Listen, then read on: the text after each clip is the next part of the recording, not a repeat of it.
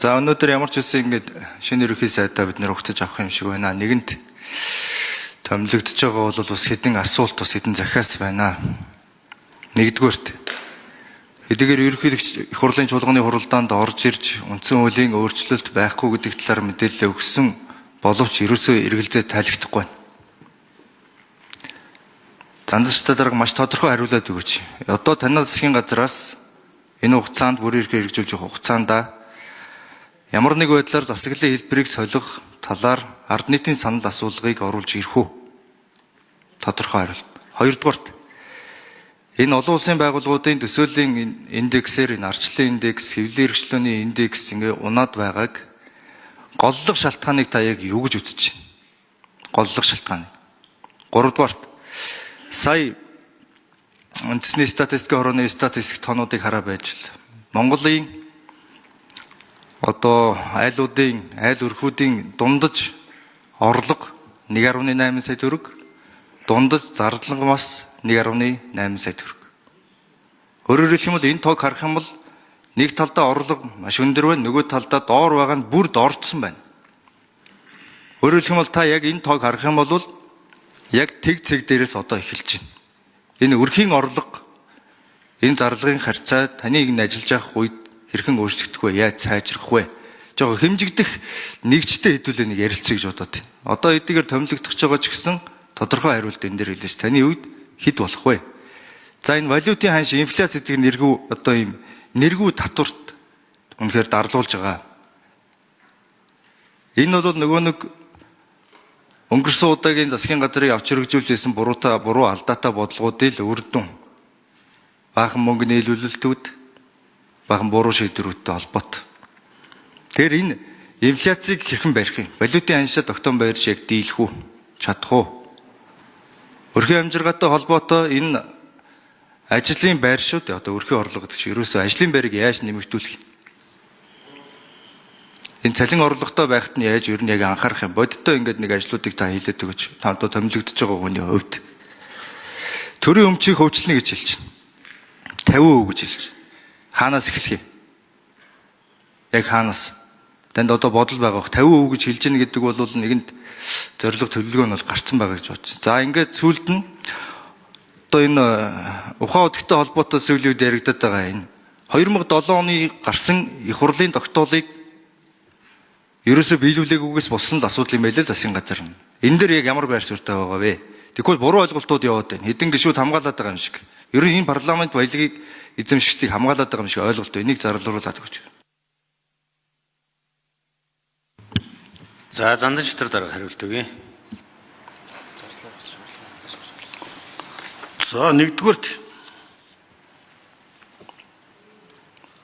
бид бас үндсэн хуулийг сайн судлах хэрэгтэй гэж бодож байна. Үндсэн хуулийг өөрчлөх гээд дур зоргоороо авилах засгийн газар хувь институт байх ямар ч болцоогүй юм эрх зүйн орчинд бид ажиллаж байгаа. Үндсэн хуулинд нэмэлт өөрчлөлт оруулах журмын тухай хуулинд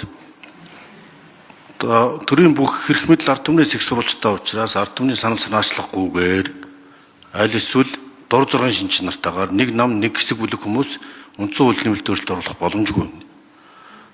Заавал энэ журмын тухай хуулиас гадуур хийж байгаа үйлдэлийг төрийн эсрэг гэмт хэрэг гинэ гэж үздсэн. Тэгэхээр ийм санаачлал гаргах нь бол өөрөө бүр үндсэн хуулийн эсрэг гэмт хэрэг тооцогддог улс орнууд. Хоёрдугаарт нь альва тийм өөрчлөлт өөрөө шинэ үндсэн хууль байхгүй. Засаглалын хэлбэрийг өөрчлөх бол үндсэн хуулийг цоо шинээр нэмэх болно. Энийг ард түмнэр хэдэн жил хэлцүүлэхийг мэдэхгүй. 92 онд үндсэн хууль болохдоо бүтэн жил хэлцүүлсэн. Гуравдугаарт нь энийг эцсийн эцэд улсын их хурл шийдвэрлэнэ. Ард нийтийн санал асуулгын явуулах саналыг нийт гишүүдийн 3/2-оор буюу 84 гишүүний саналаар үндсэн хууль нэмэлт өөрчлөлт оруулах асуудлыг 94 гишүүн байгаа. 4/3-аар гишүүд 5 хүн шийднэ. Энэ ярилцахгүйгээр нэг хүн үндсэн хууль өөрчлөлт ерөнхийлөгчийн засаглал тогтоогоол эсвэл ерөнхий сайдын засаглал зогсоогоод авах ямар ч болцоогүй. Энэ бол дэлхийн нийтийн арчлалын чиг хандлагад ч тэр одоо дур зоргын шинж чанартай юм хандлагаар үндсэн хууль өөрчлөх болцоо бол манай улсад нь ялангуяа ийм эрх чөлөөг эрхэмлдэг ийм арчилсан улсад боломж тохиромжгүй энэ үлгэрт бол би итгэдэггүй. За энэ хангалттай авах гэж бодож байна. Хоёрдугаарт нь бол энэ орлого арчлын индекс юунаас болж буураад байна гэж. За арчлын индекс жишээлбэл хэвлэлийн эрхчлөөний индекс буурснаас буурчаж болно. Хэвлэлийн эрхчлөөний индексээр 2023 байдлаар 180 орноос 88 дээр тойсон бол 25 оны байдлаар 21 байраар хурц 109 дугаар дэрэмлэгджээ.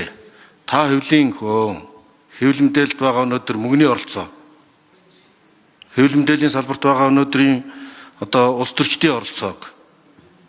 За бүр тодорхой хэлбэл энэ хэвлэлийн эрхчлөөний индексийн унсны гол шалтгаан нь улс төрчид хэвлэл мэдээллийн хэрэгслийг эзэмшдэг нөхцөл байдал бол энэ хэвлэлийн эрхчлөө унах нэг шалтгаан болсон.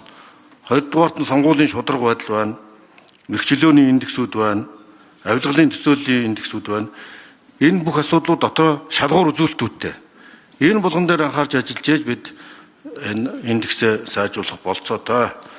Тэгэхээр энэ бол зөвхөн индекс хөөхөөсөө гадна чанарын үзүүлэлтүүдийг бид бодтой харж өөрчлөлт оруулахын тулд улсын их хурлын гишүүдийн ч тэр манай 4 дахь засаглал болсон хэвлэл мэдээллийн эрхчлөөний тухай хууль одоо өргөн бариад хэлцэгдэж байгаа. Энэ бүхэн дээр одоо гишүүд маань илүү тодорхой залтуудыг оруулж хаана хариуцлага сахилгаа нэмэгдүүлж ээж бид хүний эрх арчлын индексээ сайжруулж чадна гэж бодож байна. Энэ бол бас дан ганц нэг хүний ерөнхий сайдын санаачлал дээр хэрэгжих боломжгүй олон талт арчлалын хүчин зүйлээс хамаарна. За өрхийн орлого